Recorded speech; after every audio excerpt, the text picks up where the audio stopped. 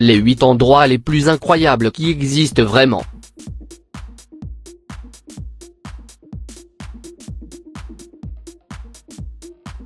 Numéro 8. Cascade sous l'eau. Au sud-ouest de l'île Maurice, au milieu de l'océan Indien, se trouve un endroit insolite, une cascade sous-marine. Ce phénomène est visible dans toute sa splendeur et sa beauté depuis le ciel au large de la presqu'île du Morne-Brabant. Les touristes y font des excursions en hélicoptère et en avion pour contempler depuis les airs ce qui est perçu comme une fracture géante des fonds marins, un immense abîme sous-marin dans lequel s'engouffrent de grands flux d'eau. Cependant, ce phénomène n'est rien de plus qu'une illusion d'optique. L'effet de cascade sous-marine se produit en raison du mouvement des dépôts de sable et de boue sous l'influence de forts courants sous-marins. Depuis 2008, la presqu'île du Morne-Brabant est inscrite, avec sa cascade sous-marine inexistante, sur la liste du patrimoine mondial de l'UNESCO.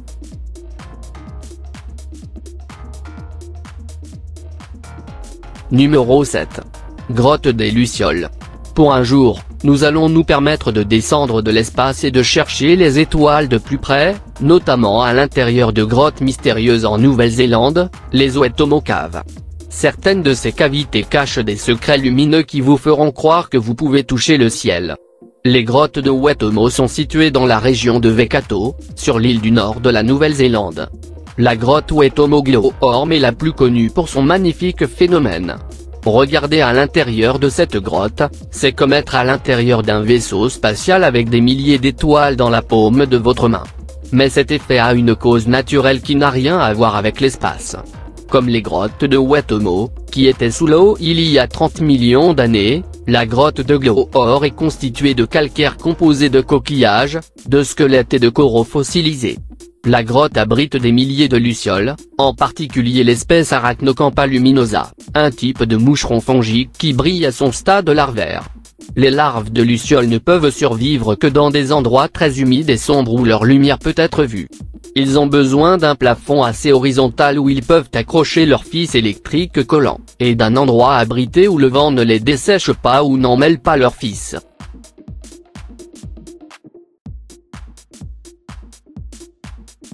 Numéro 6. Montagnes Anji-Jiaji.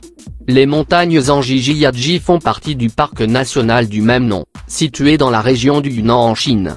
Peut-être que ce parc n'était pas si connu jusqu'en 2009, lorsque le film Avatar est sorti. Les grandes formations rocheuses sont celles qui ont le plus attiré l'attention du réalisateur, car même un jour de brouillard, il semble qu'elles flottent au milieu d'une vallée. L'une de ces montagnes, haute de 1080 mètres, s'appelait la colonne sud. Cependant, en 2010, il a été rebaptisé Avatar al-Luja Muintin, en l'honneur de ce travail. Bien que peu de touristes étrangers visitent cet endroit, ceux qui le font sont stupéfaits par une telle beauté.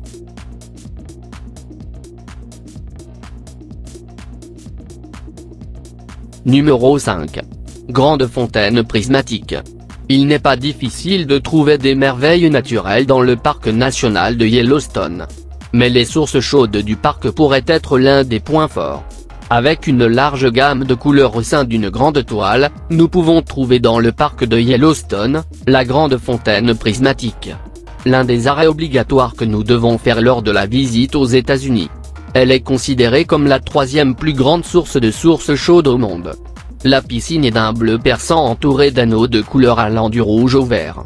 Cet effet d'un autre monde est causé par la variété de bactéries et de microbes pigmentés, qui se développent dans les eaux minérales chaudes qui entourent les sources chaudes. Au fil des saisons, les couleurs s'estompent et s'approfondissent. Tout dépend du type de bactéries qui prospèrent dans le climat à l'époque.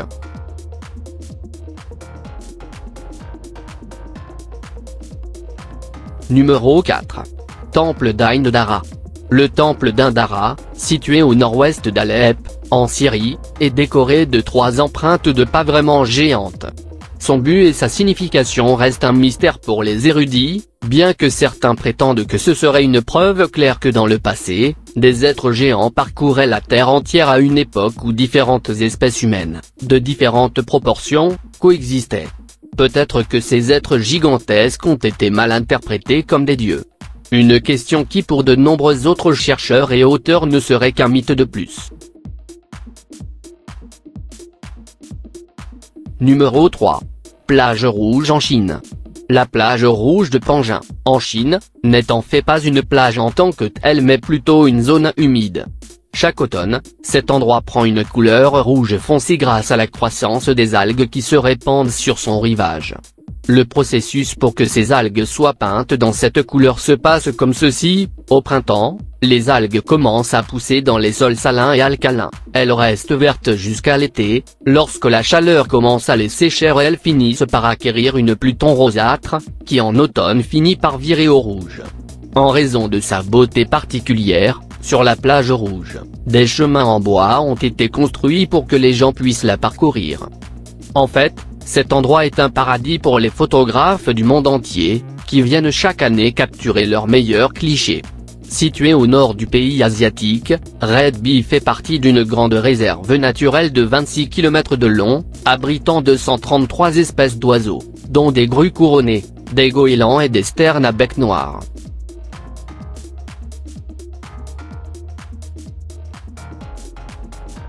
Numéro 2. Forêt de Pierre.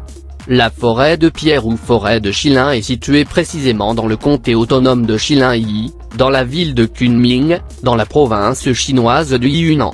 Cette destination est composée de montagnes et de rochers en forme d'aiguille, de sommets hauts et élancés aux camailleux de teinte grise et bleutée. L'érosion a façonné certaines formations géologiques ressemblant à une silhouette humaine, une épée, un champignon, une tour ou une colonne. La forêt de Pierre couvre environ un 100 km², dans lesquels sont dispersées, en plus des colonnes de roches affiliées, des grottes karstiques, des cascades, des rivières souterraines et des montagnes. Ces formations sont nées dans les temps anciens d'une mer où se trouvaient des centaines de coquillages calcaires qui, au fil du temps, se sont transformés en calcaire et en dolomie. Et en raison des mouvements tectoniques, cette couche s'est soulevée et érodée au point de devenir une forêt pétrifiée.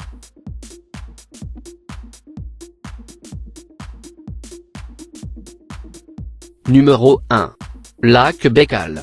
Quand l'hiver arrive sur le lac Baïkal, au cœur de la Sibérie, on peut être fermement assuré que c'est là que naît le véritable royaume de la glace. Cette enclave russe émerge comme un paradis glacé de terre épaisse, dure et presque transparente. Capable de supporter qu'un bon nombre de véhicules de gros tonnage se posent dessus, sans qu'une seule fissure n'apparaisse pendant des mois. Le Baïkal est le créateur de formes impossibles et vierges, de jeux d'ombre, de bulles qui n'ont pas eu le temps d'atteindre la surface sans se solidifier. Des feux verts ressortent dans une couche de neige qui ressemble à de la poussière du désert. Et où les grottes de glace sont formées de stalactites pointues dans les îlots, les caps et les baies. C'est le lac le plus profond de la planète et l'un des plus grands d'Asie. Que lorsque les vents glacés de Sibérie apparaissent, les navires restent échoués sur un rivage indéterminé, permettant, entre autres, de marcher sur les eaux en ressentant un certain vertige, et en même temps le bonheur d'être dans l'un des meilleurs coins du monde pour profiter d'un hiver sur une autre planète.